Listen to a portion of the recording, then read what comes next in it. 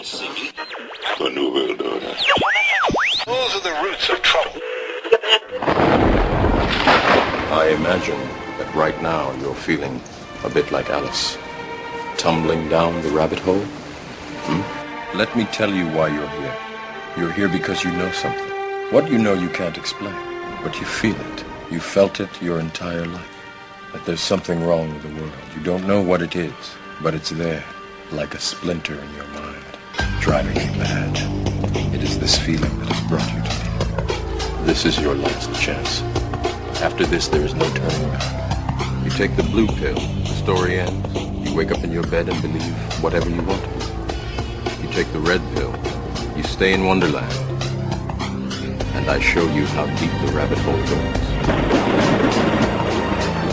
All I'm offering is the truth, nothing more.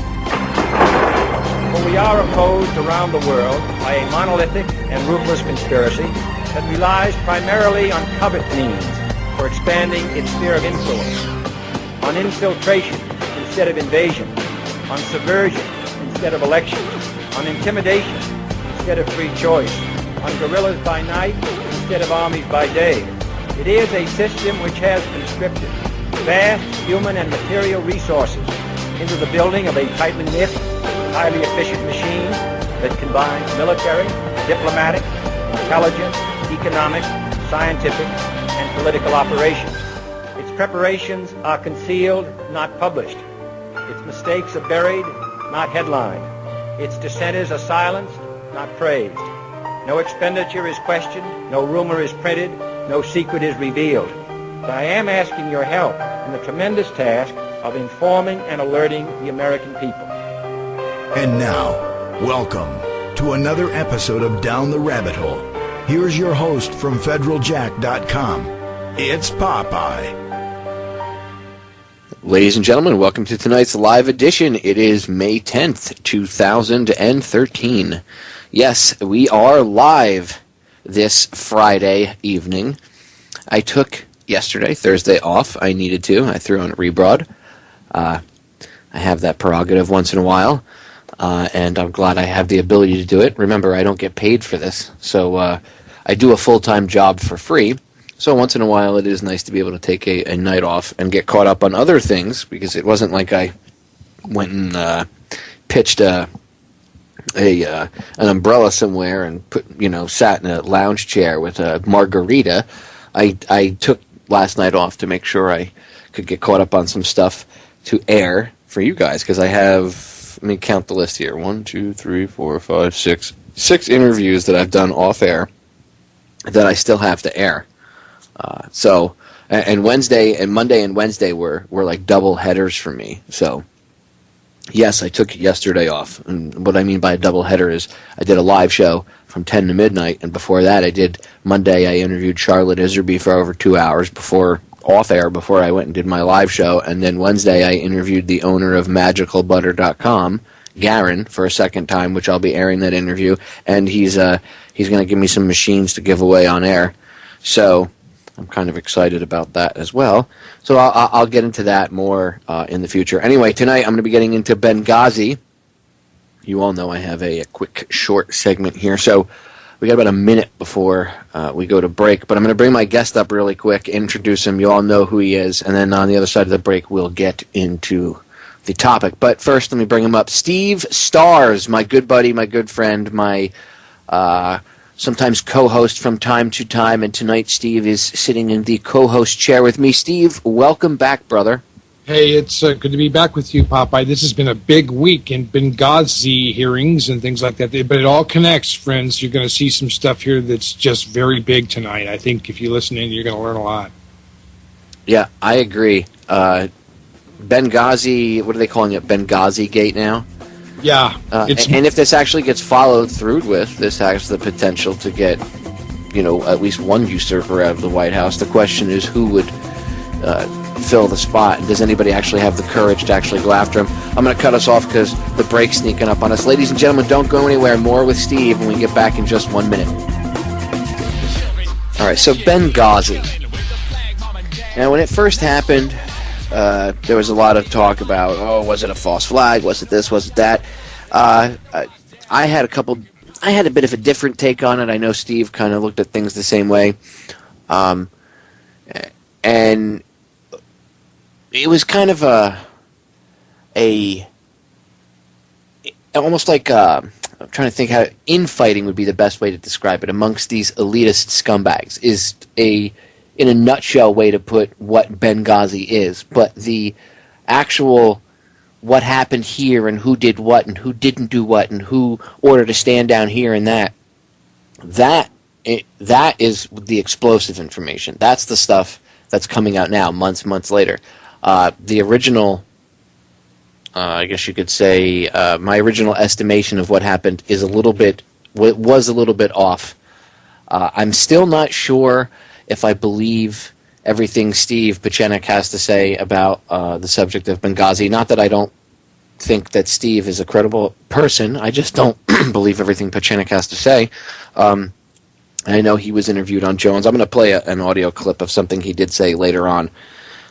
But my original synopsis of what happened with Benghazi still is the same, that it was this infighting, for lack of a better term, this group of elitists on one side versus another group type of elitists on the other side, because they do have this. They're not all getting along at the same time. They do have infighting, and we end up paying the price regardless of whether or not it's part of the agenda or infighting. In this case, we lost a bunch of people, including military members and an ambassador. And Steve, I know you and I talked to John Hankey about this too. And he had his own take on it. At the time, it looked like it could have been Romney could have had some involvement in it. And although, even listening to Pieczenik when you sent me that clip, and I was listening to Pieczenik earlier today when he was interviewed yesterday by Jones, he brought up Petraeus, and it makes me wonder because he said that they were trying to get Petraeus out. Well, Petraeus was buddies with Romney, so I mean, does that play into how the election went too? Because things didn't look good for Obama for a minute there. It looked like he was going to lose. You remember that, and that all played in around the same time. Of was this the October surprise, as it were? But then we were speculating on that, and then even Hankey said he was like, "Well, we'll have to see, what happens with this." And Romney dropped the ball. He didn't even he never went after him. About Benghazi, nothing, and a lot of people were left wondering why. So that kind of, to me, that was like, man, I don't know. I mean, I know there's an infighting thing going on, but maybe Romney wasn't. You know what I mean? A lot of people were, especially, well, not really. I don't want to say especially John Hankey, but like Hankey was saying that perhaps Romney was, connected to this in some way, shape, or form, and there was some other evidence to say that as well. And you and I pondered that. And we even speculated, we put our little spec hats on. I lost your feed there, buddy. Oh, did you cut out on me on there, Steve? I dropped off. Oh, I think we lost Steve, ladies and gentlemen. Steve's got some bad audio. That's all right. I'll reconnect them during the break. Anyway, we were talking about when we talked to John Hankey, and this is, again, going back to when Benghazi first happened. If you don't know who John Hankey is, he's a filmmaker. And he made a few films about the Kennedy assassination and 3 times to talk about it with Steve and myself. And when you look at what we were saying back then compared to where we are now, 7-8 months later, and you look at things, again, the initial estimation of infighting between elitist groups was correct. But what's going on, what's coming out now, the details are a little bit different. And I wonder if there is a connection to Romney in it anywhere. But I felt it important to bring that up because that was the last time I talked about Benghazi in detail with Steve. We had speculated whether or not there was any connection from Romney to this group behind the scenes. Obviously, you could tell it was Group A versus Group B. And Pieczenik had some interesting things to say back then, and I agreed with some of the things he said, not everything. And it's not because he's a member of the CFR. Not everybody that's in the CFR knows what's even going on. That's part of the allure of having a group so big. You can kind of build yourself like a buffer zone. But if if you look at what he has to say, I don't agree with it 100%. I'm not. Not that Pachinik is, wrong or evil or anything like that, but I just don't. I'll play a clip later in a little bit. You're going to hear me play the clip, and Pachinik talks about the Israeli strike on Syria, but he only mentions it in passing, very, very briefly, and says, well, they had to do what they had to do to protect themselves from Hezbollah. And from what I've seen, now I don't know if these pictures are accurate. They might not be. It could have been from a different firefight or a different fight with the quote unquote rebels.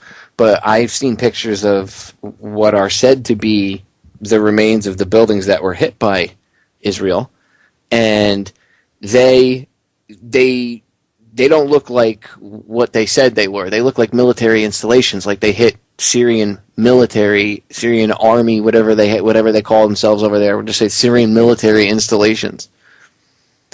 So it doesn't look like what was hit were terrorist camps or storage sites for munitions for Hezbollah or this or that or whatever they claim it was. It looks like they hit military installations. Now, why would Israel hit military installations inside of Syria to help out with al-Qaeda? Well, if you understand that, because al-Qaeda is who the rebels are, if you understand in Syria, if you understand that the al-Qaeda and all those guys are nothing, they're like this little private mercenary army that when they need to destabilize countries and they need to destroy things, that's who they send in. Now, so if you understand what that is behind the scenes, it's a little bit more easier to understand, especially if you understand geopolitics behind the scenes, it's a little bit easier to understand why they would be working hand in hand with them, because they're just, al-Qaeda is like their little foot soldier, dirtbags. They can send them out, and if they get killed, blown up, chopped up, doesn't really matter, right? Because they can just dupe more people into joining their little cause, and bam, they have 100 foot soldiers. And remember, more and more people are willing to join every day because we drone strike Africa, we drone strike Pakistan, we drone strike Afghanistan, we drone strike all over the place. Yemen, I'm probably forgetting countries that we launch drone strikes into. So when you start killing people, and you really do create legitimately pissed off people, well, now these legitimate pissed off people are going to go join a group of al-Qaeda or whatever. Right? So you have even more and more and more. Anyway, so it's a little odd to the outside observer. Why would Israel be attacking Syria at the same time? It's almost, well, it's not meant to help the rebels, even though it does help the rebels. It wasn't military installations, even though they did hit military installations. So, but I don't like the fact that Pachinik kind of glazes over that. And the reason I spent a minute or two on that was to give people a little bit of background of why I don't agree with what Pachinik has to say about it. He kind of just glosses over it, especially when he knows that Israel does stir things up in the Middle East. And there's a lot going on over there. I mean, there's a lot going on. And Benghazi connects right to Syria, because apparently they were using Benghazi, Libya, as a way after they had quote unquote liberated Libya, right? They were using Libya as a transport route for weapons to give to the rebels in Syria. Because remember, a lot of the Libyan fighters, and I'm doing air quotes, the people that fought in Libya, were now running up to Syria to help fight against Bashar al-Assad. And it looks like they were running guns. And I even said 7-8 months ago that at least one of the SEALs that was involved at the time, and I forget which one it was, but that wasn't his mission to protect him. They were there chasing guns. And checking, different types of weapons, and who knows if they were channeling them or chasing them or whatever. Who knows if these guys if they were told that they were there to make sure things didn't get into the wrong hands, and all. Maybe it was the complete opposite, because that kind of stuff happens. I'm not blaming the guys on the ground. What I'm saying is they were obviously used, but there was articles that initially came out right afterwards that said that they were there tracking weapons, coming and going. It really didn't get into detail where they were tracking them from and where they were going to, but it said that that's what they were originally on the ground for. Now you find out later on, months later, that the weapons were getting transferred through Benghazi into the Syrian rebels' hands. And I say rebels loosely because, come on, we all know who they are. Again, al-Qaeda. Again, said foot soldiers that are used to destabilize areas, and then you call for an excuse to bring in NATO and American military might. That's what this is. It's a big game. And it's really confusing when you look at it. That's why when Benghazi first happened, I didn't jump into it and, oh my God, it was this or that. Or that. I tried to look at it logically with Steve and get an idea as to what was going on and tear it apart and break it down with as much information that I could without getting too deep and caught up into the oh, well, maybe it was this or maybe it was that. And that's why the first thing I wanted to do was go over what we had talked about the last time. Because if you go back and you listen to the archives and you listen to, 7, 8 months ago, and you listen to when we were talking about Benghazi, right? And you listen to the 3 shows we did with John Hankey about it, and subsequent shows where Steve and I did afterwards talking about Syria and linking all this stuff up, you kind of wouldn't have an understanding of what we were talking about and what we're going to get into tonight if I didn't get into that. So I wanted to take this segment and get into it. Unfortunately, Steve was going to be with me doing it, but his internet cut out. But I will be bringing him back in ASAP. So when we go to break, I'm going to bring him back in on the back end and make sure all the audio and everything is good for everybody. But so that's where it stands. So now we're caught up. So people understand that we had started off talking about Benghazi because this happened when Steve and I had already had John Hankey coming on, and we had speculated that there was connections to Mitt Romney and Petraeus to this whole thing, and it comes out later on that, like Pachenik had said when he was interviewed by Jones yesterday, that he was talking about that they were after Petraeus and they wanted to get Petraeus out. Well, Petraeus was buddy-buddy with Romney, so again, there is a connection. There's a lot of stuff there, so we had talked about that, and that's why I wanted to bring that up and cover that really quick, so that way you understand that now we're all up to date where the last 3 broadcasts I've done on Benghazi. But by the way, you should go listen to them because all the information that came out, again, most of it's pretty accurate, except I'm just not sure how connected Romney is to it. But, all these guys, like I was saying to Steve off air earlier today, this whole thing, the election thing is all theater anyway. So they're all organized crime lords in their own right? So it wouldn't surprise me if Romney was connected to this. I mean, people say, oh, well, he was a governor.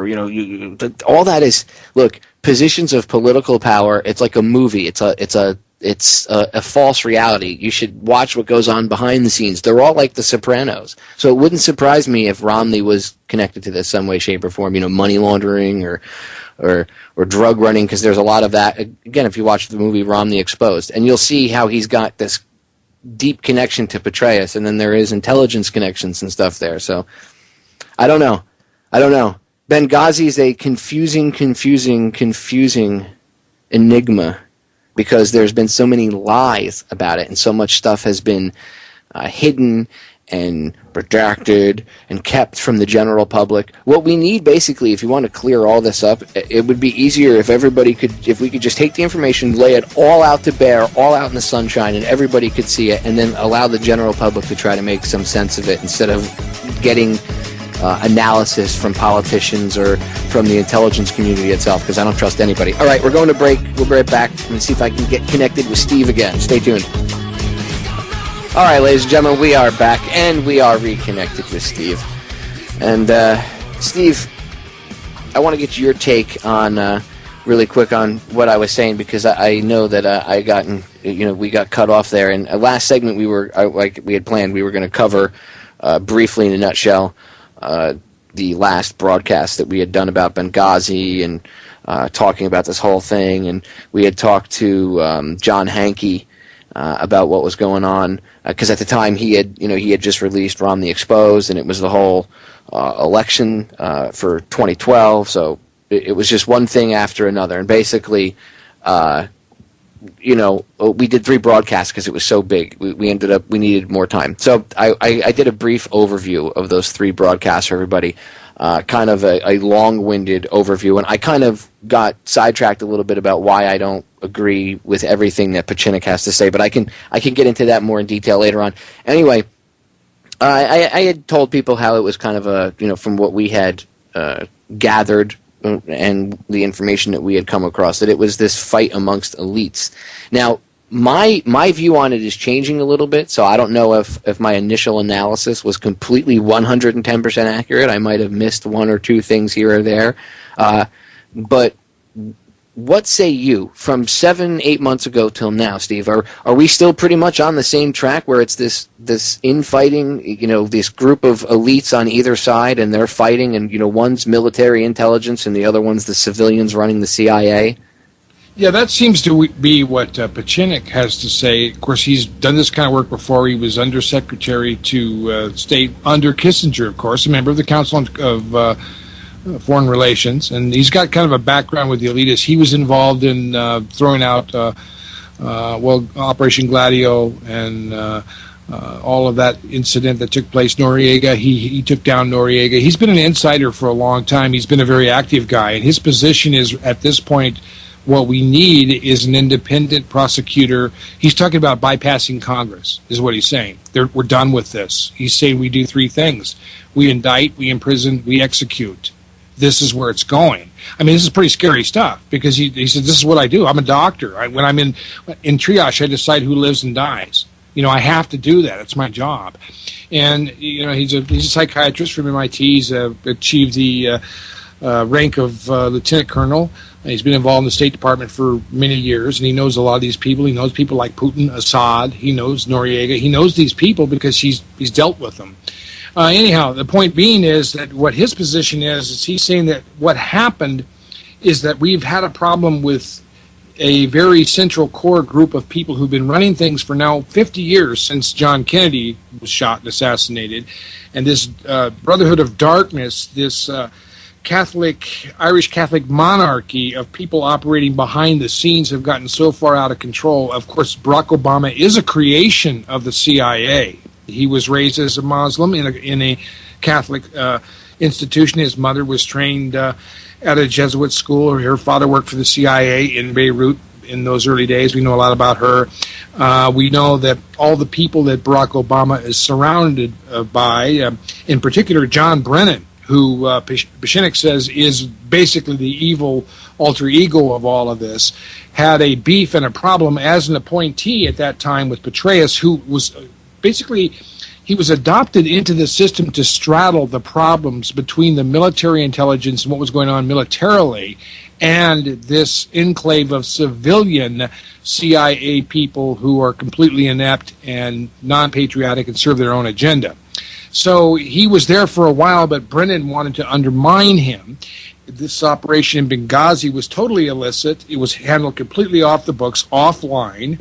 Petraeus wasn't informed about it at all, and the thing went bad when Ambassador Chris Stevens was killed. He wasn't initially the target, but it did go bad, and the whole situation had to do with shipping illegal arms through the Turks to the Syrians, and they were giving them things like RPGs, a lot of AK-47s, I'm sure, but also Stinger missiles and some very high-tech hardware that was there at the compound in Benghazi. Yeah, they were using Libya like a transport, like a not like a hub, but like a way through. Like, we're going to bring the weapons via Libya into Syria. That's right. That's exactly what happened. And so as a result, we are backing this thug group of al-Qaeda people who we back and support through this very same cartel in that region, tinkering with a fulminating issue of World War III now. Okay, it's a disaster situation, and what Pachinik is saying, and what really seems to be coming out, if you're listening to the Benghazi hearings, is that Obama's fingerprints and DNA are all over this thing. This is not like, I wonder if... I'm going to pause you right there, Steve, because the break is sneaking up on us, but... Okay, buddy. Don't fret, ladies and gentlemen. Nice long segment coming up. Stay tuned. We'll be back in a few minutes. So Obama's fingerprints are obviously all over this thing. Yes. And this isn't a false flag against him to make him look bad. Again, that was the original, perhaps the original speculation that we had engaged in for a few minutes a couple months back. Remember? Yeah, I do. When it first happened. But this is much different, Steve. Now that, like I said, from 8 months to go till now, the facts show that his bloody fingerprints are all over this thing. Yes, they are, and the reason why he seemed confused was because it all went bad, and he was caught without an explanation, and he was coming up with various stories. Of course, the video, the notorious video thing, and even on CBS News tonight when I was watching a little bit, there were statements from the State Department and the White House, of course, tracking and retracking over the video riot story. At first it was a riot, and then it was something spawned. Well, first they said it was actually a terrorist attack, and then they said it was spawned by a riot of demonstrators, and then that got out of control because of the video. And then now they're back to saying no, the video had nothing to do with this. This thing was well planned. They knew the blueprint. They knew what they were after. They knew where they were going. They knew the whole location. And all this information had obviously been leaked to a group of people who were illicitly and illegally employed by Brennan and by Obama and people like that in order to shuttle some of these weapons out of the hands of our compound. It really wasn't an embassy there. It was a guarded compound that was left unguarded purposefully for the purpose of getting these weapons out of that location and into the wrong hands of the people that obviously we should not be supporting these thugs in Syria. And that's a big part of it. So they're tinkering around with World War III with this issue because we were in a very dire strait here. We had a story just today, in the last couple of days, of course, the Russians are they're proceeding with their sales of the S-300s to Syria. I don't know how many there were. It was an AP story that I read. I think there's somewhere in the area of 100 to 200 of them. I don't know exactly what the number is, but there's more than one. And these are very dangerous weapons, of course. We don't know how well Syria will employ them or when. But the Russians and the Chinese and the Pakistanis and a few other people are very reluctant to let Syria and this regime fall, Assad go down, that is. And so as a result, even though Israel, and we will talk about that as well, fits into this picture and get into that a little bit later, but the point is simply this, that this was an illegal operation, it was not completely illegal operation. And Obama was caught, and of course the word's coming out today that he authorized the stand down. He did not send in anybody to reinforce the situation to help save the remaining guards there on the compound or the ambassador. And as a result, the ambassador himself, who was a good man, and the others were sacrificed for the purpose of covering up Obama's illegal operation spawned by Brennan. And Petraeus was caught in the middle of it, unaware, apparently, and obviously very upset about the whole situation. So that's my take on the whole thing right now. And, of course, this is not only an impeachable crime, this is a crime that is worthy of military court-martial, because the commander-in-chief has been caught, not just incompetent, but in a conspiracy to violate military law. But which crime? Because there's so many of them. I mean, yeah. You know what I mean? This is like a mix of Watergate, Iran-Contra, and their own new twist, all thrown together in a mixing bowl. I mean, they got caught. They killed this guy because he wouldn't give weapons to their little foot soldier al-Qaeda killers in Syria. This guy didn't want to go along with the game. It makes one wonder, were they really watching a live video feed, eating popcorn, going, should have played along, Senator, should have played along? I mean, were they doing that? Is that what they were doing? Did they really? Did our president, if you want to break it down to, get away from the media spin and everything else, let's break it down to the brass tacks. Did our president kill our own ambassador? Well, Pachinik seems to think that it was a dangerous mishap that led to that. And this is what caused Obama to stumble, because now he was caught completely off guard by how bad this thing went. But when you I'm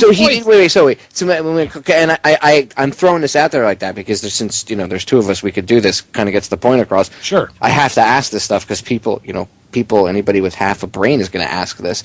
So let's get this straight. From what you can tell, right? And from the information that's out there, from not just what Pachinik has to say, because again, I don't agree with everything Pachinik has to say, but and I know you don't either. But from what you can get from the intel that you've gathered, Obama didn't purposely kill him because he wouldn't, because he had an issue with this, with giving weapons to the rebels, quote unquote al-Qaeda. But it was, Stevens did have an issue with it, but that wasn't why he was killed. He was killed inadvertently because things went south, as they normally do when you deal with ragtag scumbags out in the middle of, nowhere, dangerous zone with no protection, right? Right, exactly. When you have an unauthorized, illegal operation, he has no way of securing those weapons into these hands with any authorization or a congressional approval or a CIA stamp of acknowledgement of all this. This was a completely black op to the black op. This was something. Yeah, this was off the books, right? That's exactly the wording, off the books, exactly what happened here. And it went bad. And, of course, as soon as it started going bad, things went worse, because then there was the stand-down order that came from the president, according to the congresswoman today. And this was a situation that looks all the way back to the top, where Obama has been caught directly involved with this, standing down at this location and not supplying the people who wanted to go in there. And they came out as whistleblowers, and there's been talk and discussion about this, and that's what's wrong with the whole thing, is because now people are realizing that Obama not only organized this black op, this absolutely illegal, off-the-books operation, but then he got caught in inability and deliberately refusing to reinforce the situation as it went even worse. Well, see, that's what I'm saying. He got caught, and because they didn't want to get caught running these weapons, because that would have been a no-no. Remember, everybody says, why would that be a big deal? Well, because they're openly telling people, we're not giving them any lethal munitions. We're giving them non-lethal support. And here they're backdoor running them guns, and they get caught because Murphy's Law, and just that's the way it is. Maybe the universe doesn't want them to do the things they're doing, and they get caught, and they turn around, and he knows, well, if I send in the military, there's going to be a record of this. There'll be an account of this somewhere. This could get out. And especially with, the way the press is now, military maneuvers, there'll be, what happened in Benghazi, blah, blah, blah, blah, blah. Why were there troops on the ground? He'd have to put literally boots on the ground in Benghazi to get them out of there. So, and that would draw a lot of attention. And he probably went, well, we don't need that kind of attention. And I'm sure his advisors and whoever said it to him. I'm sure Hillary Clinton was in there. Hillary. She's another one that needs to be taken to task for this. Oh, all of them do. We're talking about Dempsey. We're talking about Kerry. We're talking about Biden. We're talking about Obama. We're talking about Panetta. Let's see, who else have I left out? I mean, all of these people need... Patrick Kennedy, of course, is another one. This guy worked for Steve Pachinik, all right? He was a kid when he first came into the offices and started in this business. He knows him very well. All of these people are involved in this operation, and all of them need to be indicted, and all of them need to be imprisoned. All of them. And I mean, but this is so much bigger than the possibility of just an impeachment trial, because I have no stomach for it. I've sat through 2 of these things, at least. I mean, I remember Watergate, and I remember the Clinton debacle.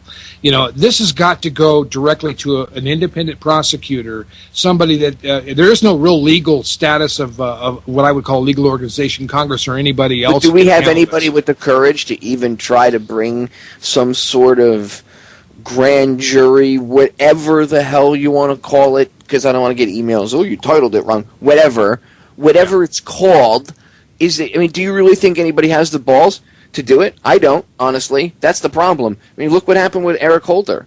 The Department of Justice was supposed to interview him. We're looking at him about what happened with Fast and Furious. Well, where'd that go? They were like, yeah. Well, yeah, that's the point right there. These people have been getting along with this for so long, though, Popeye. But the situation is that it's going to come down to we, the people, again, and we're going to have to bypass these folks. I know that sounds like revolution. No, look, we're on the side of the law. They're not. Well, that's what I'm saying. We need a prosecutor to do a revolutionary act and stand up and bring charges in a court of law. Yeah, but the word revolutionary isn't really true, is it? I mean, we are the people of the law here. These are the lawbreakers. These guys are in criminal cahoots. You see what I'm saying? Well, yeah, they're the actual criminals, and they've got the criminals have mind. They've mind effed people so bad that the people believe that the criminals are the ones that are in power and are in the right. Right. You know what I mean? Like, what would be considered criminal activity is now okay. Yeah. You know, insider trading for Congress? Hey, that's okay. They put Martha Stewart in jail for it. Yeah. They went after that woman like no other at the time. Whether it was for a media fracas or we did it to make a point out of her. No, I think they did it to take the heat off of themselves and to, it's a way to draw, the attention away from, what you're doing. The media pays attention to that. But the point is they went after her and put her in jail. Right. But they can do it themselves. It's okay. Mm-hmm. How is that okay? I'm not even going to say the word legal. F the word legal. Okay, because what Hitler did during the reign of the Nazis in Germany was quote unquote legal according to the German law books. It doesn't mean it was lawful or the right thing to do. Yeah. Well, there are people within the system that we can use. First of all, Pachinik says that as he is in violation of military code, everybody below the rank of general is no longer required to follow any orders from the president. That means everybody, light colonel, full colonel on down. The military is no longer underneath his control. The man is a criminal. He's facing court-martial trial. He's no longer commander-in-chief. This is the point. The guy has committed crimes, and we're not going to obey him. We're not going to take it. You see what I'm saying? It comes down to this, and I believe that we need to revive the old concept that John Hancock had. We almost have to go through the very thing that the founders did before, where we have committees of safety locally. You go to your city council meeting and say, well, excuse us, but need to kind of interrupt a little bit here. It looks like the federal government is now been classified for the most part as criminal activity. So we need to know what we're going to do here to kind of hold things together. Well, it is criminal activity. It's organized crime. This is what I was talking about earlier when I said, when we had gotten cut off, I brought up our on-air conversation, or excuse me, our off-air conversation from earlier when I was talking about the elections. And I said, well, it wouldn't surprise me if Romney was in on something behind the scenes as like money laundering, and they just threw, because if you look at it like The Sopranos, right? They did things behind the scenes, but then they might pump up some guy as a politician, and it comes out the guy has like some shady past. He's dirty. He's connected. It's organized crime. If you can buy that this kind of stuff happens watching an episode of The Sopranos or something on TV, or this new show that's called Scandal, my wife loves to watch. It's all about the politics and all this presidential scandals, and the president has people killed and this and that. And I'm like, oh, so wait, you can believe it on that show. Okay, but when it comes to it actually happening in reality, no, that doesn't happen. Stop. We live in rosy land where that stuff only happens on TV, Steve. Yeah, that's the problem right here. And American people have to realize that, look, if you're an American, your number one priority and obligation is to hold government accountable. That's your job. That's what it means to be an American. That's why you have a Bill of Rights that they're trampling on right now. You have to realize your job and obligation as American is to be, as a U.S. citizen, is you pledged allegiance when you were a little kid to the flag of the United States of America and to the democracy the republic. That's right, Steve, a republic. I'm going to cut us off because we got a break sneaking up. Ladies and gentlemen, don't go anywhere. So during the break, I looked in the chat room, and one of the chatters, oh, that's right, just in case, because I forget to do this all the time, if you don't know, even though in my intro it says, here's your host from federaljack.com, I have a website called federaljack.com, and if you go there, I have a Listen Live page for my broadcast, and on the Listen Live page is a chat, and I occasionally keep an eye on it and check it. I don't keep alive while I'm talking on air, otherwise I would lose my train of thought. But during the breaks, I go and I check it. And one of the listeners had said in the chat that technically Martha Stewart wasn't found guilty of insider trading. They got her for lying to the FBI or whatever, but they did go after her. Okay, that was the initial thing, is they were trying to nail her for insider trading and benefiting from insider knowledge, blah blah blah. The point is, they'll go after her for that, but the people that make the laws exempt themselves from these same laws. So there's a problem there, because that's not the way this country was founded. And I don't care if, that's the way things are now. Well, that's not supposed to be. This was a grand experiment where for the first time in human history, humans actually governed themselves. They didn't have some small group of elitist individuals governing them. And I know the original founding fathers were somewhat elitists, but I would say at least 45 to 50% of them really believed that the American people would actually take part in this huge, vast experiment. Now, there was another 50% that realized that the founding of America was actually part of a much larger, grander plan. They used to call, and I'm going to sidetrack myself for just 10 seconds here, but I know they probably still do in back circles, but they used to call America the New Atlantis. Manly P. Hall talked about this. You ever read his books, Steve? Oh yeah. I mean, that's why we have cities like Phoenix, and some of these others, of course, in the 33rd parallel. And yeah, absolutely. I mean, there's always been the Freemason. George Washington was a Freemason, of course, but there was the Illuminized Freemasons, which were the Weishaupt creation. Oddly enough, in this very same year, 1776, May 1st. You did a great show on that, by the way. I listened to that just a little while ago. I caught it on the archives or something. But exposing, the Freemasons and their involvement in the United States. But, there are very deep, dark enclaves of people, and we're talking about a very large government system that has all different kinds of connections and dark secrets to it. And the bigger the government, the easier it is for these small groups of scumbags to hide in. Yeah. And there are a number of different groups, too. But what we're looking at here is things that have gotten so far off that can be restored. I mean, there is a reality. If the American people want their government back, they can have it back. We just actually need to start holding scumbags accountable.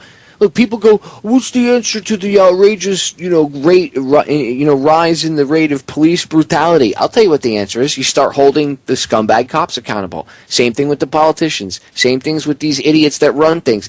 All of these people, right from the president all the way on down. See, if you start at the very top, then the lower level ones will learn.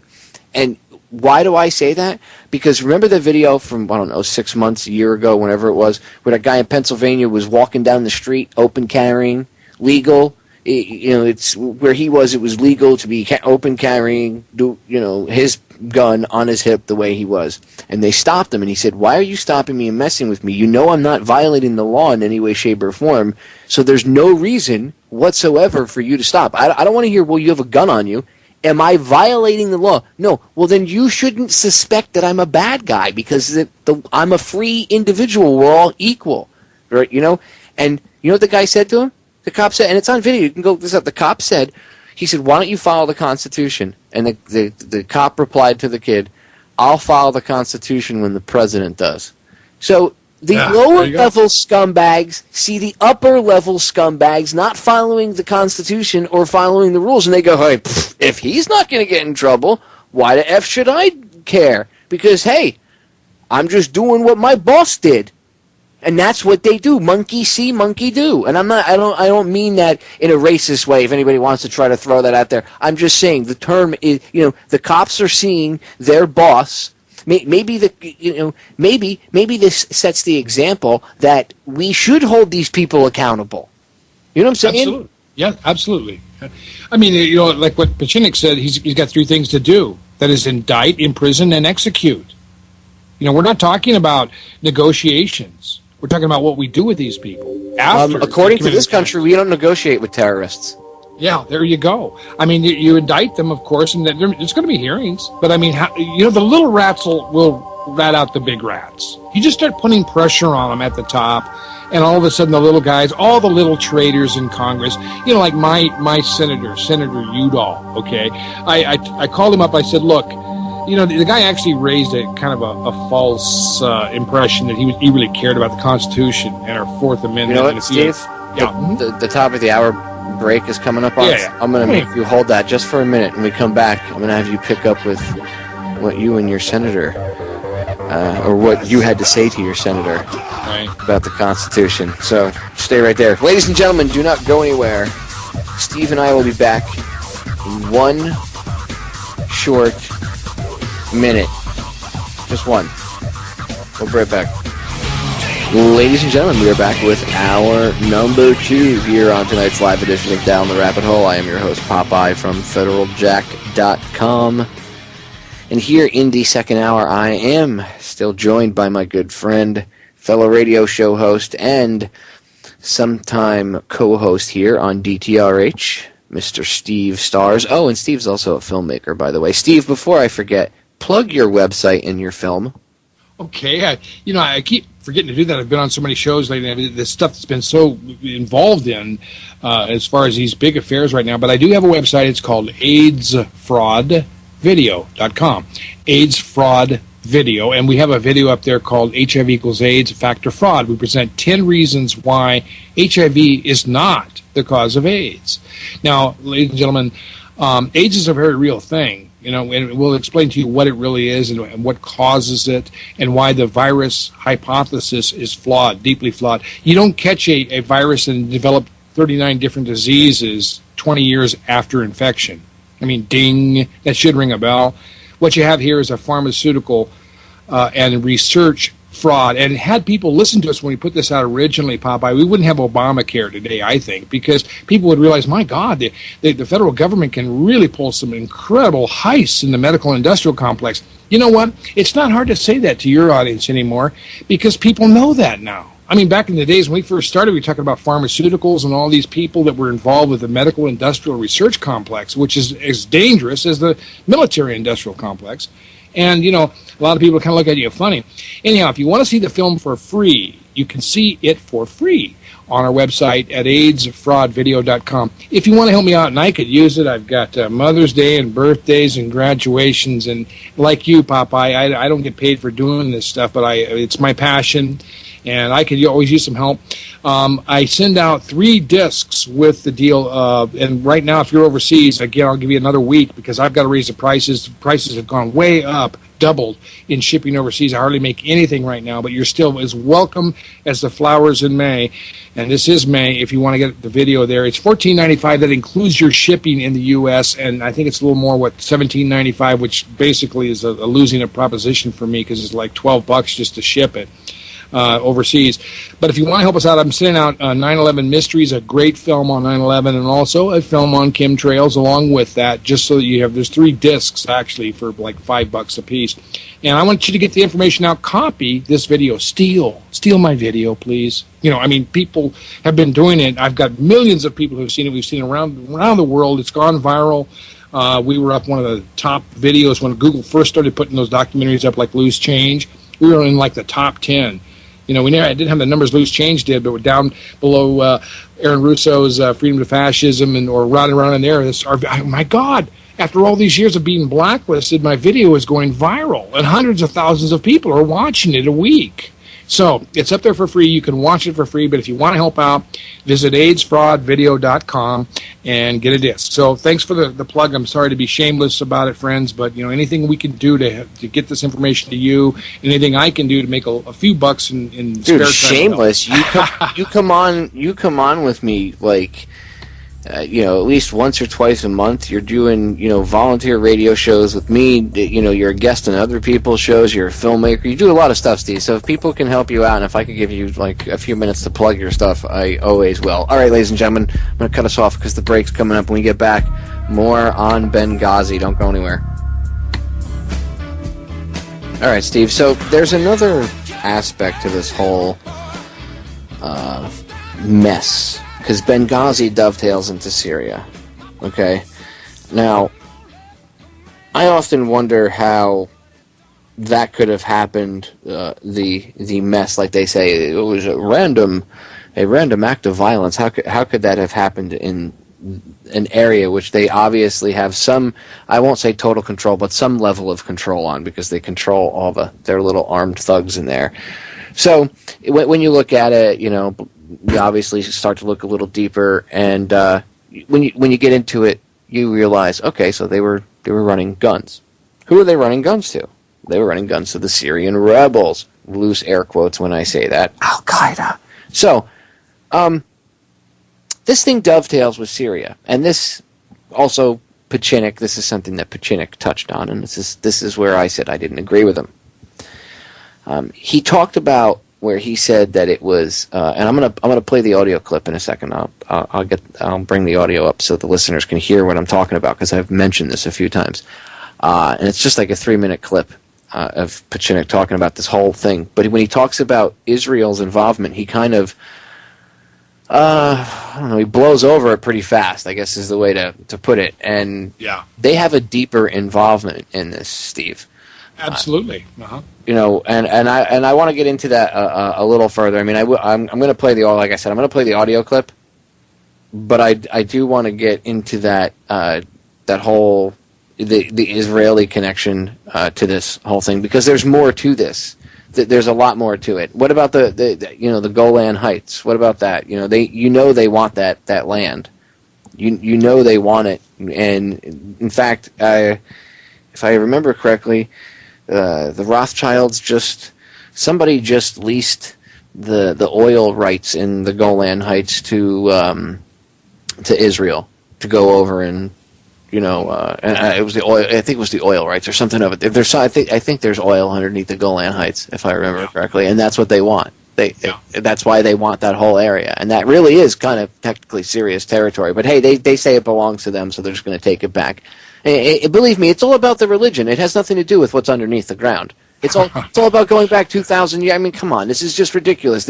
Even if it was about reclaiming land from 2,000 years ago, that's just. Don't even get me started. We'll get into that, that's for sure, because this is down the rabbit hole, and we're going to go down there, man, because this stuff gets deeper and deeper and deeper, and that's part of it, definitely part of it. Yeah, it is a huge part. But let me play this clip really quick from Pachinik. It's only like 3 minutes, and then we can get into that, because he brings that up towards the end. Like I said, I don't agree with him on everything. So they've got to be. I mean, they're involved somehow. You wouldn't. Again, I saw photos that from the airstrikes of the buildings that they hit and the facilities that they hit. It didn't look like. Or it looked. They looked, I should say, like military targets. They looked. Yeah. They were Syrian army or whatever they are. I don't know what I guess they call themselves the Syrian army. I don't know what the hell the Syrian military calls themselves, but they were Syrian military facilities. So. Why is Israel hitting another sovereign country's military facilities? Isn't that an act of war? And then Syria says it's an act of war, and our media is like, what? I'm not saying anything about that, They were attacking Hezbollah, but don't mind. Syria says it's an act of war. Hello, World War III? Anybody? Do we really need this? But I digress. We can get into that in a second. Hold on. Here's Pachinik. All right, what this is far more serious than a Watergate. This is the Watergate on steroids for Obama. Obama must be stopped and impeached. There has to be a special prosecutor assigned and to investigate Obama's involvement in both this, Osama bin Laden, but in the Benghazi affair, the illegalities that were involved, as well as John Brennan, Dempsey, and Pickering and Hillary Clinton. It has to be an independent prosecutor. It cannot be a legislator. The legislators were co-opted, in particular Dianne Feinstein, Nancy Pelosi, and others. I question Esai as well, because many had to know what was happening on. Secondly, they have to release the secret documents that were done on the investigation. They're not secret. They do not affect the national security. Thirdly, Dempsey has to be evaluated by a court of military justice for illegal activities committed against his own men and for the stand down. Every general who stood down and every naval admiral who stood down has to be investigated under military tribunal law, as well as every special forces unit that was used illegally by military law and prosecutors. Everyone below the level of the general, at the colonel and major level, can and refuse any commands from the commander-in-chief. What I'm saying, in effect, is you can now disobey the commander-in-chief because he has committed a crime, and a crime against his own soldiers and American people. The last point is that all of these people have to be indicted, have to go to prison, otherwise our system will break apart. What is happening politically on the geopolitical level is that once again the CIA, Petraeus, unfortunately, and Hillary, and now William Burns of the State Department have decided to arm the Syrian opposition, which is really nothing more than Wahhabis from Saudi Arabia, from the Saudi princes who are totally corrupt and inefficient, who have been propped up by the CIA for over 30 years to take down Bashar Assad. They will not take down Bashar Assad. The Russians will help them. The Iranians will help them. The Chinese will help them. The war will continue. This was initiated by the CIA. This was initiated by Saudi Arabia, United Arab Emirates, and King of Jordan. Israel attacked as it needed to attack, but really doesn't have a stake in the game other than to keep... I have to disagree with him there, but I'll let it continue. ...out of this and make sure that Hezbollah doesn't take armament. So we're heading into a potential third world war thanks to all of the disaster of an incompetent criminal president, an incompetent criminal vice president, incompetent John Brennan now is the CIA director, an incompetent chairman of the Joint Chiefs of Staff, an incompetent Secretary of State Hillary Clinton, and questionable competency of John Kerry.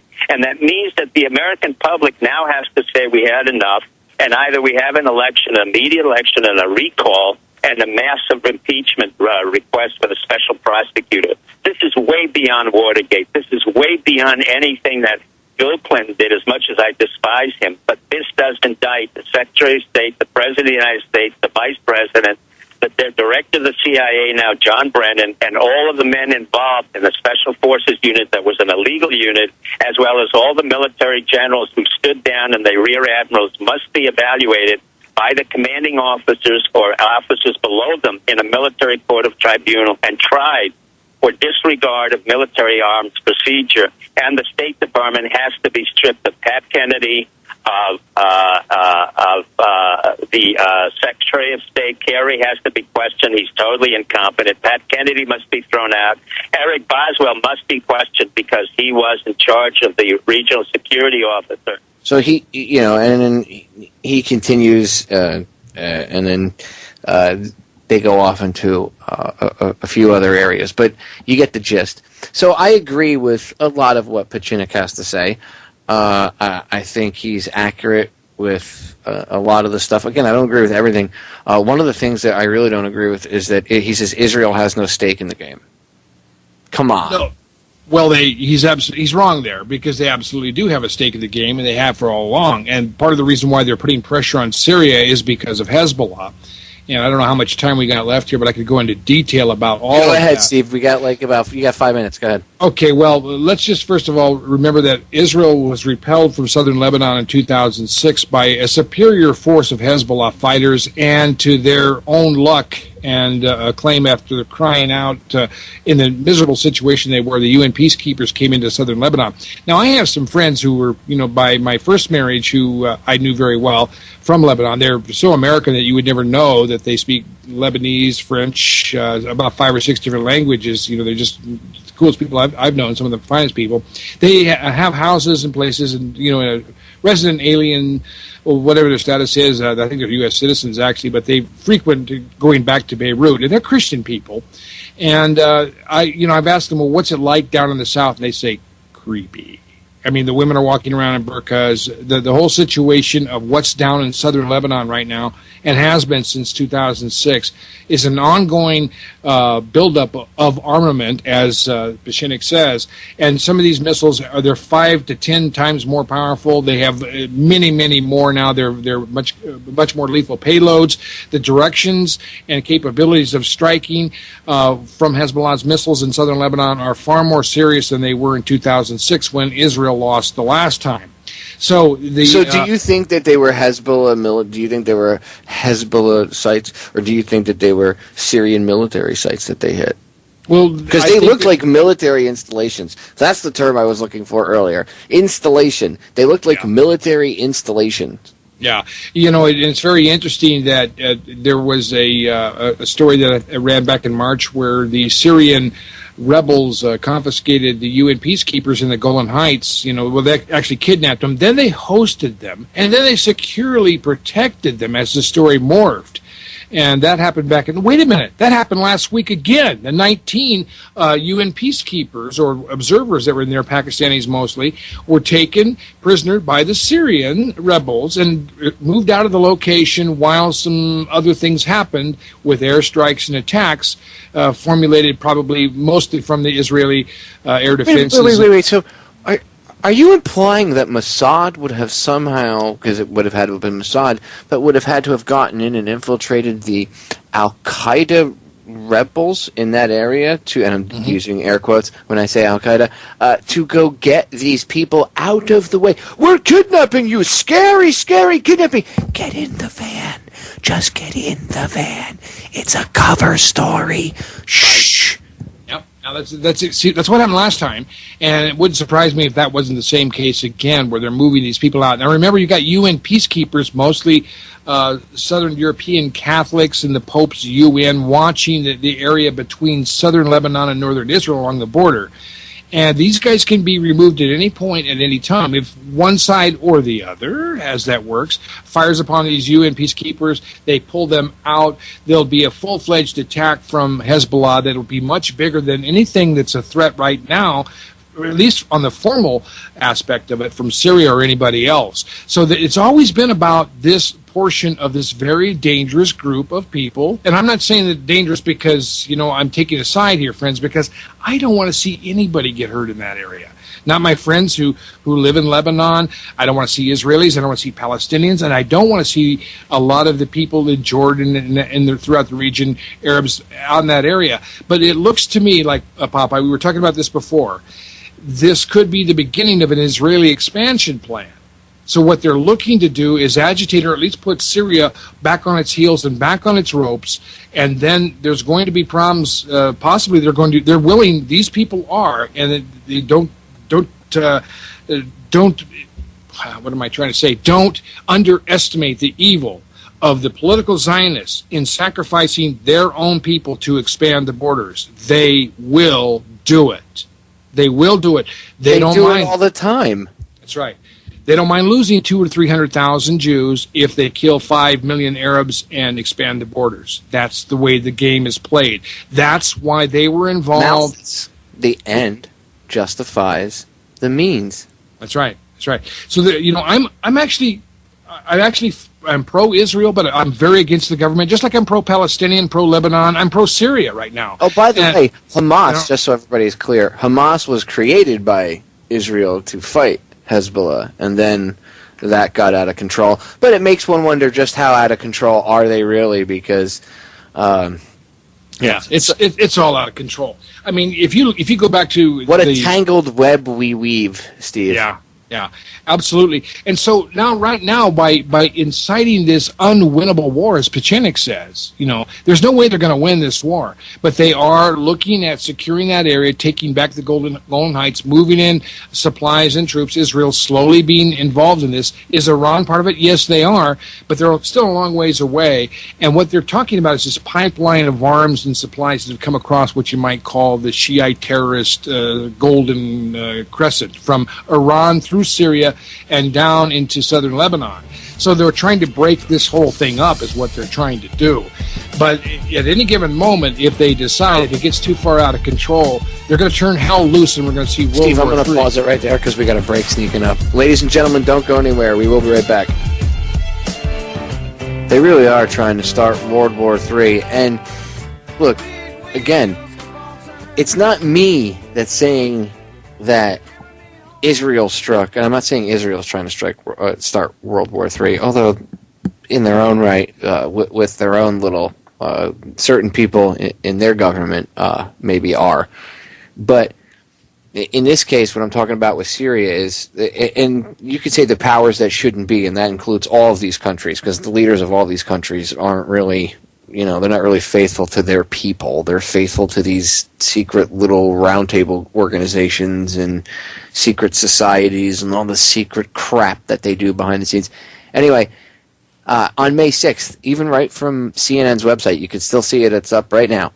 It says the government says that the latest target, as of the printing of this article, when it was hit, and this was a huge explosion. You see the one picture. Even this is the Syrian government. This isn't Popeye or Steve Starr saying that it wasn't a Hezbollah target, that it was a military installation. Look, I'm not kidding. Okay, the pictures that I saw, it looked like a bombed out military installation. Okay, military installations kind of have this look to them. They do. If you've ever been in one or been around one for a period of time, they stick out. Okay, it's just, or if you know what they look like. The Syrian government says it was a military research facility right outside the Syrian capital. So, hello, how is that Hezbollah? What are they trying to link Hezbollah as working with the Syrian government? Saying that they struck one thing and they struck something else. So why did they strike a Syrian military target? Why did they hit something? That's legitimately, Syria says that they consider it a declaration of war. So it makes one wonder, do you think maybe they were poking the lion so that Syria might try to retaliate, and then they can get involved, and then they can just full on go on into the Golan Heights there? That's a possibility. Holding the Golan Heights is important strategically to Israel, of course, and they've been off and on able to control that area for many years, going back to 1973 in the Yom Kippur War. But, the real issue, of course, is the real threat is Hezbollah in southern Lebanon, because they're right on the border there. Well, to them. Yeah, to Israel, that is, yeah. And whether Hezbollah... Go ahead. Well, I was going to say, and because you pointed out correctly, because they already got their asses handed to them by Hezbollah once. Yeah, they're not too popular in southern Lebanon, and they didn't do too well up there. And they, like I said, they have about 10 times the number of munitions there, with much more lethal warheads. They're quite capable of doing quite a bit of damage to Israel if necessary. So Israel wants this threat removed. And that's a big part of it. But you also have the Saudis and the Wahhabis in all this as well. And that's another part of this formula. Because, we've talked about this before, Popeye. We said, there's three big heads to the New World Order in terms of their organizations and these occultic groups. You have the Jesuits, of course. You have the Freemasons, Scottish Rite, the top end, the Skull and Bones people. And you have the political Zionists, but you also have the Wahhabi Saudis. Okay, they're another part of this whole thing. They see Syria as their property and have for a long time. I watched a film that I've never seen that it was kind of fascinating, Lawrence of Arabia. If you've ever seen it, you get a kind of a picture of what happened when the Ottoman Empire came down and finally finished in 1922, but during World War I, Lawrence, of course, the story is he's not quite as accurate. You probably need to read a little bit more about T.E. Lawrence than Peter O'Toole's character. They're not quite the same. But the reality is he hired a bunch of thugs, and he had them as bodyguards as he marched up through that whole area, and they took Damascus. And this was the big dream of uniting the Arab tribes. Are you trying to tell me Lawrence of Arabia put together the first al-Qaeda? Well, he actually did. Yes, it was a combination of trying to get the Arab tribes who had always had blood curses against each other organized, and he succeeded with Prince Faisal back in the very early part of the latter part of World War II, when General Allenby went up through Jerusalem, took all that area. That was the end of the Ottoman Empire. Lawrence and all these Arab princes had dreams of taking Damascus. Wait, so Steve, are you trying to tell me that putting a bunch of ragtag fighters together from different groups in the Middle East and using them to take over cities or countries, this is not something new? Are you saying that this actually goes back through history and that this is actually very plausible? Yes, it's the same people. It's the same people. Has been all along. And that's who it was. And they were financed and funded and helped by the British. And they have been. That's who the Muslim Brotherhood is. That's who's still funding the Muslim Brotherhood. I'm going to cut us off because we got a break coming up. Ladies and gentlemen, don't go anywhere. Steve and I will be right back. So, Steve, I'm going to ask you something that we haven't, not many people, I guess, have looked at in this whole thing. Everybody says Obama, Obama, Obama. Now I know Obama's got his hands on the cover-up. But they were running this backdoor operation. Is this does this come out of their own? Or in your estimation, because obviously, really, we don't know 100% unless we, arrested them and interrogated them. But do you think this comes from him and his own administration, or do you think, obviously, because Brennan was there before he was there, so you have that holdover, and then he's connected to it? Doesn't that show you that there's ties to an outside source? So there's obviously somebody else above him somewhere, right? Oh yeah, absolutely. Obviously, I mean, this is a part of a very, very big operation. I mean, we look at Obama's obeisance, to the Saudis.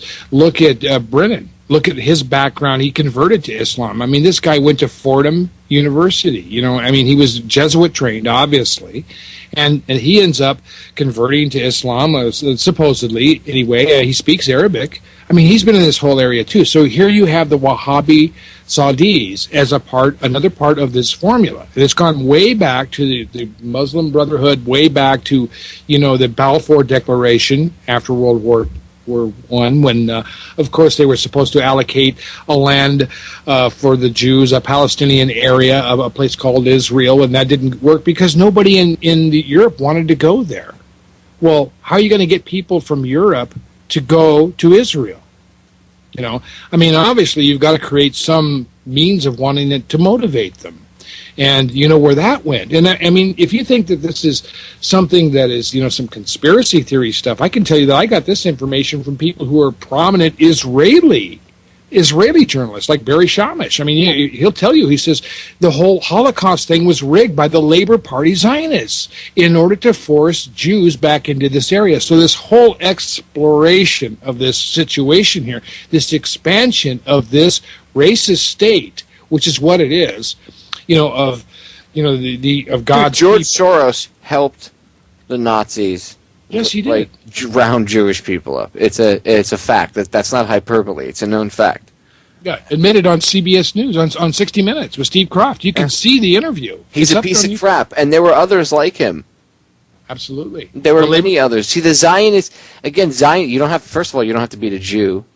You don't have to be a Jew to be a Zionist, and you don't have to be a Zionist to be a Jew. Okay, and Joe Biden, right? And didn't Pachinik say something about him with his he's connected to that whole Irish Catholic?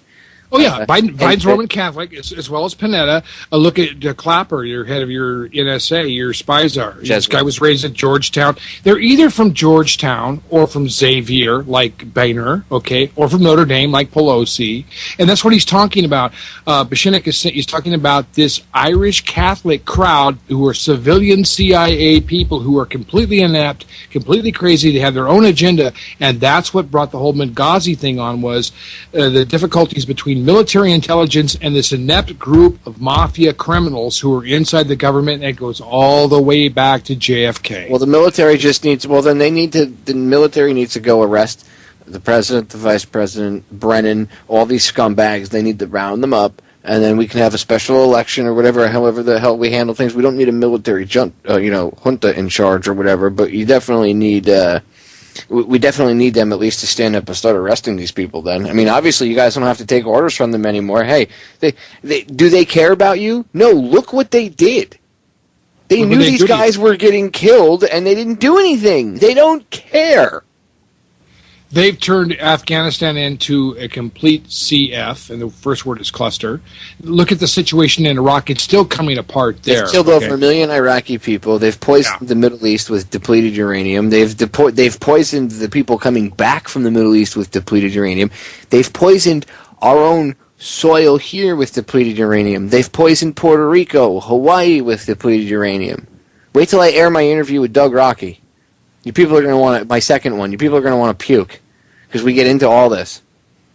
Yeah, these people are poisoning the world. Monsanto, another Knights of Malta creation with Queenie back in St. Louis, of all places, a Jesuit hotbed. So, all of these things, of course, we know now that Romney was involved with the very days of saving Monsanto from the Agent Orange disaster, and that public relations campaign is not very well known on his record. That's why I say, see how it's like organized crime and they all have their hands. It's like The Sopranos. If you look behind the scenes, it would be like watching an episode of The Sopranos. But out in front, this is what you see. And, how does this guy have ties to, Monsanto and drug? Obviously he's got tied with Bain Capital. Where'd that money come from? Go watch Romney Exposed. He's got some splaining to do about that. That's why I say it wouldn't surprise me if he somewhere did have, ties to all this stuff. Because when it comes down to these black ops where they do things off the books, as they call it, right? Where do you think they get funding for that off the books type stuff? Well, that whole black ops drug trade thing that they like to do, the CIA partakes in. Right. That's why they do it. They do it because, see, Congress, and I forget what year it was, but they cut off the funding to the CIA for a lot of their ops. And the CIA went, well, okay, that's not a problem. We'll just continue to run drugs, and then we'll just do it tenfold, and then we'll make lots of money on it. And then they became really good at it. And a lot of things have spawned out of that. Susan Lindauer, she's talked about Pan Am Flight 103. I've had her on hundreds of times to talk about it. Okay, not literally hundreds, probably about, Susan's probably been on about 20-something times, but I digress. The point is, that whole thing turned out to, stemmed from a CIA operation gone bad. And they ended up running drugs, and when they got caught, they blew the plane up, because the people that were on the plane, the CIA agents and there's FBI out there too, they had come out from Washington to investigate what was going on. And when they found out what was going on, they said this needs to be shut down, and we're heading back to Washington, and we're shutting it down. And they blew their plane up out of the sky, and then they blamed it on Libya. See, and it all goes back to the friggin' illegal drug trade. Illegal drugs and terrorism are in bed together.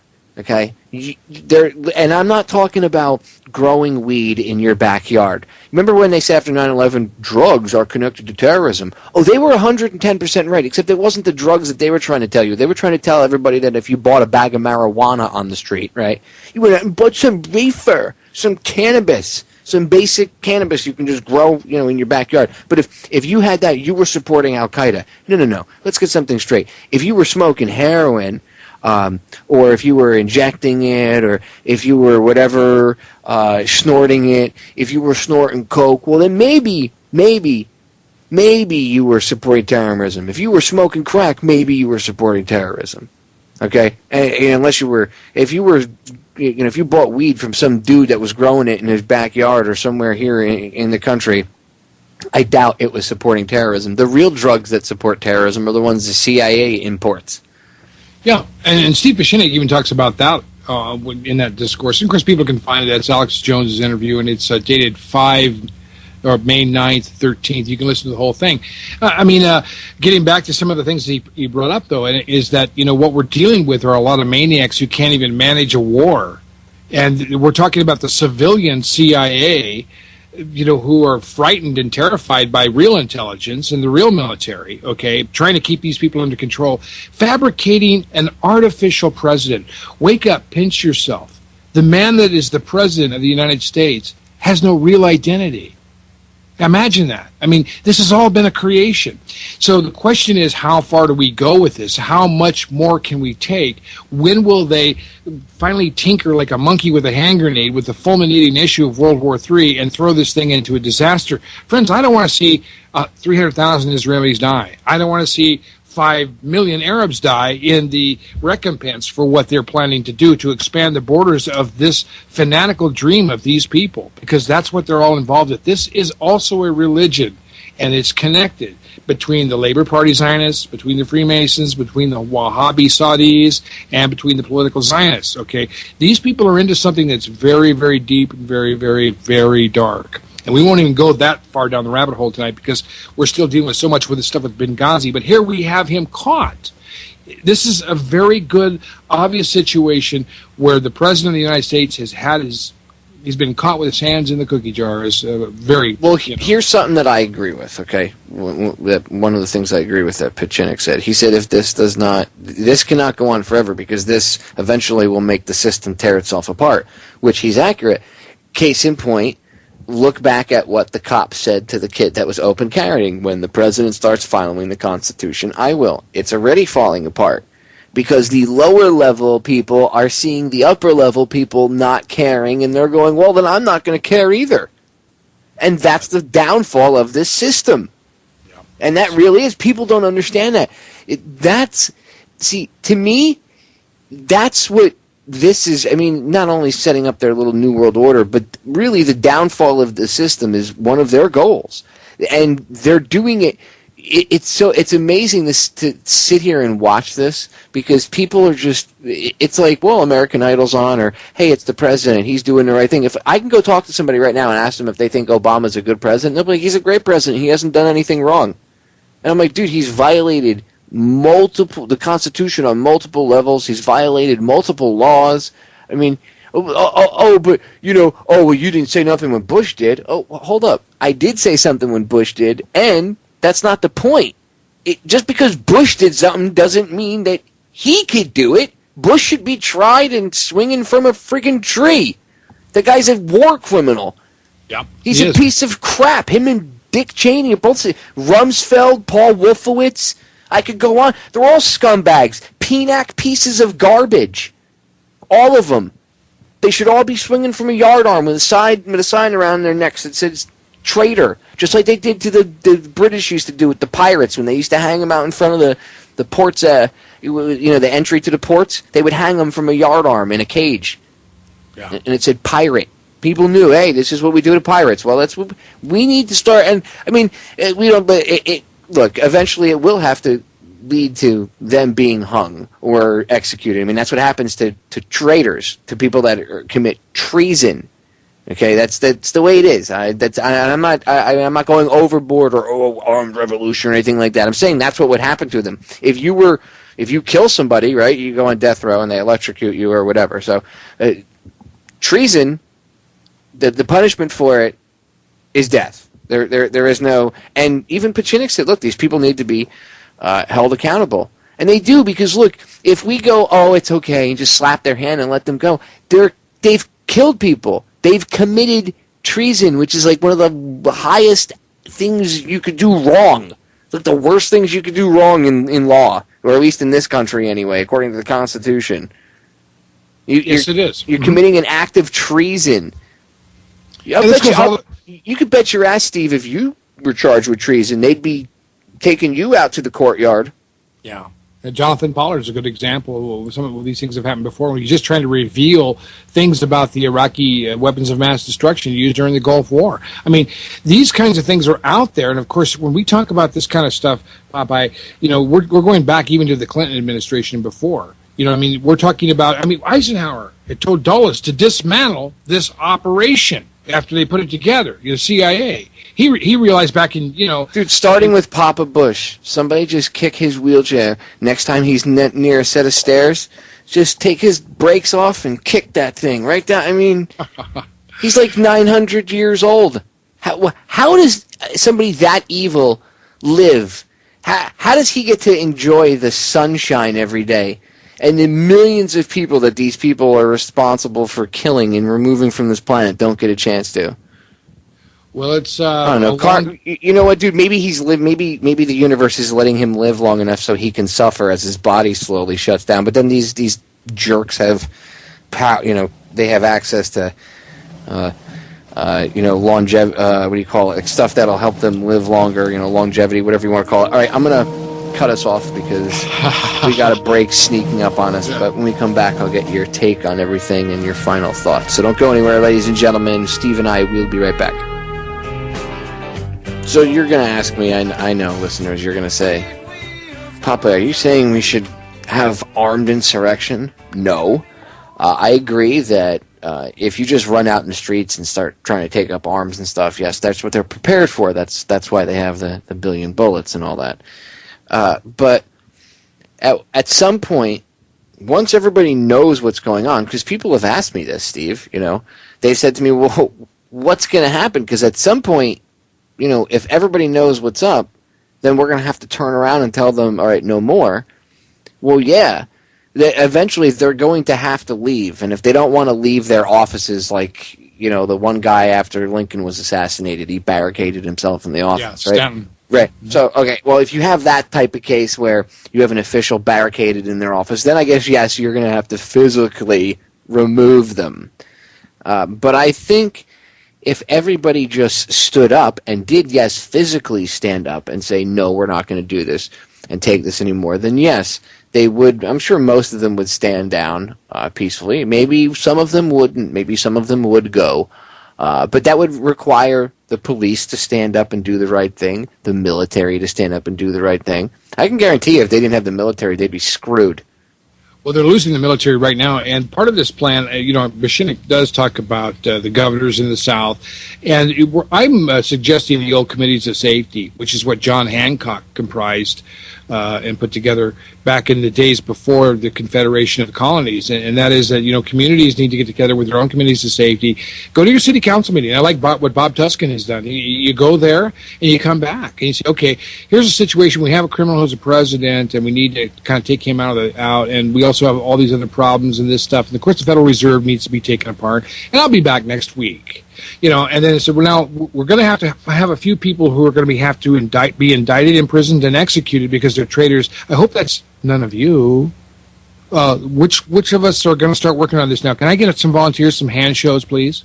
And you start holding their feet to the fire, and you start doing this in little communities all over the place, and all of a sudden, the whole situation changes because, there's a very small number of these people who are really in on the whole thing, and the little rats will rat out the big rats when the pressure comes.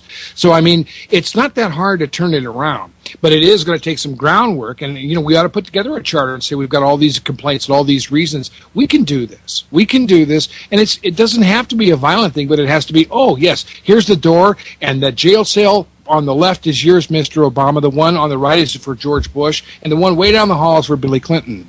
Okay, and no talking. Lights out at 9. You'll be lucky to get bread and water before the trial.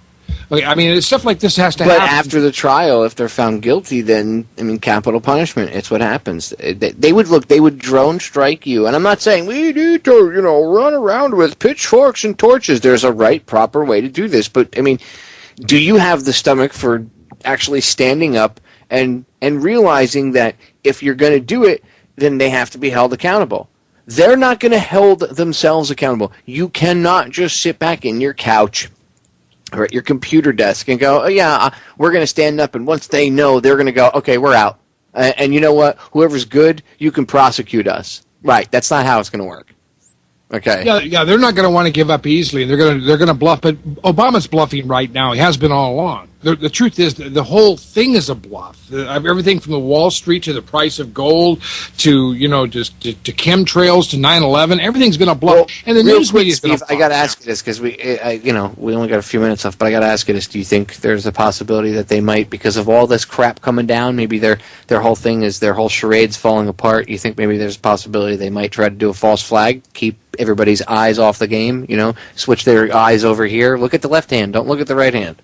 Yes, I do think that. And I think that's the most serious thing that we're facing right now, because if they get desperate, they're going to get very sloppy, because they're already sloppy. They were sloppy with Sandy Hook. They were sloppy with Aurora. They were sloppy with the Boston Marathon. They were sloppy with 9/11, really.